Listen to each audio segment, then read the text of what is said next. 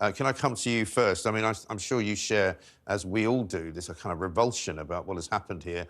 We've talked about it this morning with Kevin, the way that it's been covered here, the way that there has been a kind of ridiculous reaction from some quarters to what has happened as well. But in terms of what's happening today, Isabel, in Israel, obviously there's a crisis going on. Netanyahu's in some kind of trouble. There's a security issue as to how it could have happened. What is going on at the moment today? Well, just fears of escalation. And we've seen that Joe Biden has sent a battle group to the region. There's a real concern over what Iran is going to do. They've obviously been quite gleeful over what's happening, quite openly so, some of the Iranian leaders gloating over the dreadful scenes. I mean, some of these images coming out of Israel are so shocking that really people would be advised almost not to look at them because they are truly horrific. And Israel has to decide what is the scale of its retaliation going to be. Do they launch a ground offensive into Gaza? Now, that is a very difficult decision to take because not least of the density of the population there. If you think of Gaza as being an area the size basically of the Isle of Wight, with a population of some 2.3 million. So extraordinarily densely populated area, one of the most densely populated areas in the world. So any kind of ground offensive is necessarily going to lead to huge civilian casualties. They can, of course, also send in special forces. I'm sure they'll do that to target particular Hamas leaders and targets there, and in the hope of rescuing some of the many hostages that have been so dreadfully taken. So really delicate decisions to be made there. Obviously, Israel has to respond and respond with force, and it has done already. Many targets been hit, and quite rightly, it couldn't just sit there, could it? And it seems at the moment to have the overwhelming support from the West. But this is a very, very, very delicate situation. You do not want this spreading out into the region, and there are real risks of that. Absolutely, Isabel. Thank you very much indeed. Alex, good morning to you. This is very much being blamed on Iran, isn't it? The fact that Iran is the catalyst here for all sorts of anti-Israeli policy.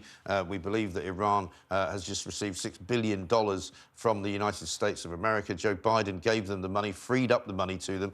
Thank you. And they now seem to be more or less completely bankrolling Hamas, both in Gaza, but also bankrolling Hezbollah in Lebanon as well. Lebanon sort of signed in, if you like, with a small rocket attack yesterday, but so far Lebanon haven't joined in. Right, and you actually bring up a very good point here, which is the geopolitical divides that we're seeing take place. The rumour is, or the strong suspicion is, that there was a meeting conducted in Beirut in Lebanon, home of Hezbollah, of course, between Hamas, that was joined by the Revolutionary Guard of Iran, and that it's suspected that they actually helped coordinate what is quite a sophisticated attack. We haven't seen Hamas be able to successfully breach land borders or the Iron Dome, that air defence system that Israel have in place for a very long time. But what we've got to look at is how this now works out on the world stage. We know that Russia and Iran have been trading intelligence and weapons and doing joint military exercises together. We know that Saudi Arabia, who of course in that particular region are the sworn enemies of Iran, have recently signed a peace accord with Israel, which could have triggered this particular action, as well as weakness of the West when it comes to Russia invading Ukraine. And so when you look at how the dividing lines are going to potentially be set up with many elements of the West supporting Israel and those who are enemies of the West, if you will, Iran and so on and so forth, supporting Palestine, then you're actually looking all of a sudden at something which could very quickly escalate into a global conflict, as Isabel was saying. Now, I think what needs to happen urgently is sensible nations from that region need to try and sit down and be mediators and organize some sort of peace talk. I'm thinking Qatar would be a great be a great opportunity for that particular state, a state which is trying to have more leverage on the world stage, trying to show itself to be completely non-partisan and non-aligned, is interested in holding more peace conferences and global get-togethers. And I think if someone like Qatar were to step forward and say, look, we need to sort this out, there needs to be some sort of regional mediation, that is what needs to happen next. America is going to be in a very difficult position now where people will be saying, are you going to involve yourself directly or not? Of course, there are arms relationships. We've recently seen an arms contract between the USA and Saudi Arabia being blocked by Germany, who didn't want the USA selling fighter jets to Saudi Arabia. I mean, this really is a melting pot that's been building for years and years and years, but we have not seen an attack on Israel of this scale. And so this really does set an extremely dangerous precedent. It really does. Isabel, if I can come back to you on the basis of oh, sorry, I can't come back to you. I'm going to put this to you then, Alex. My apologies. Because obviously there are several things that could happen next, and that would be, as you say, if the Americans get involved in trying to blockade Iran's oil exports, or if Iran decides to try and blockade the Straits of Hormuz, which they've done before, you know, suddenly it becomes a wider conflict. I'm told already the Saudi deal with Israel, which was a kind of trade and cooperation deal, is now dead in the water because the Saudis cannot even be seen to be negotiating with Israel while they're bombing Palestine. So, I mean, the whole thing is an absolute nightmare for the whole world, isn't it?